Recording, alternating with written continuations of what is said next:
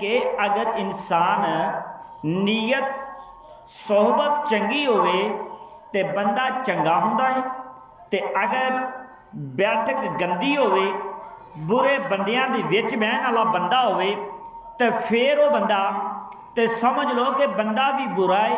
यानी कि इंज कह लो कि अच्छे बंदे की सोहबत इंसान को अच्छा कर देती है, तो बुरे बंदे की सोहबत इंसान को बुरिया कर देती है। तो नतीजा की निकलता है?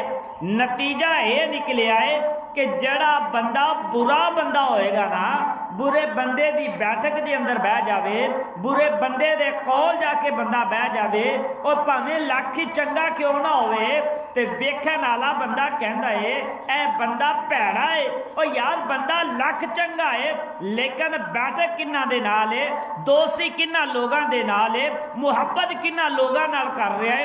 अगर वो लोग भैड़े ने, वो लोग बुरे ने, ते जमाने दे अंदर भी उन्होंने लोग बुरी नज़र नाल ही वेखणगे, वो भावें जिद्दां मर्जी चंगा हो जावे, क्योंकि लोग कहणगे जिथे जिद्दां दा यार है ते उदां दा ये आप है। अगर बंदा सोहबत अच्छी होवे ते बंदा लख बुरा होवे,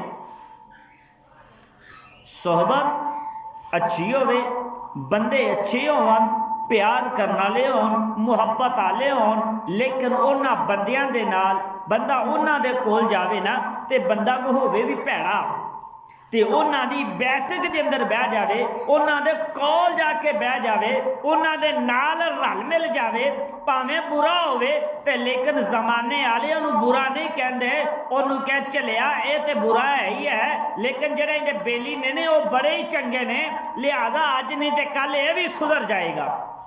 नतीजा की निकलता है? नतीजा यह निकलिया है अगर इंसान चंगा होवे ते बंदा जन्नत चला जाता है, अगर इंसान भैड़ा होवे, सोहबत भैड़ी होवे, ते फिर बंदा जहन्नम च जाता है। यानी अल्लाह ताला ने रस्ते दो दिते ने, एक जन्नत वाला रास्ता है तो एक जहन्नम वाला रास्ता है। इंसान की अपनी सोच है, इंसान की अपनी फिक्र है। हर रब्बे कायनात ने हर बंदे को अकल भी दी है, जहन भी दिता है, शाऊर भी दिता है। हुण बंदे ने खुद सोचना है कि अगर मैं काम चंगे करांगा तो मेरा ठिकाना जन्नत के अंदर है, अगर काम भैड़े करांगा तो मेरा ठिकाना जहन्नम के अंदर है। हुण इंसान तेरे ते सोच है, हुण तू सोच कि तू जन्नत च जाना चाहना है या तू जहन्नम च जाना चाहना है? ये तो हुण बंदा ही सोच सकता है ना। हुण उस बंदे ने जाना किथे, जन्नत का रास्ता इख्तियार करना है या जहन्नम का रास्ता इख्तियार करना है? इंसान अपने जहन के नाल, अपनी सोच के नाल, अपनी फिक्र के नाल इंसान ने खुद सोचना होंदा।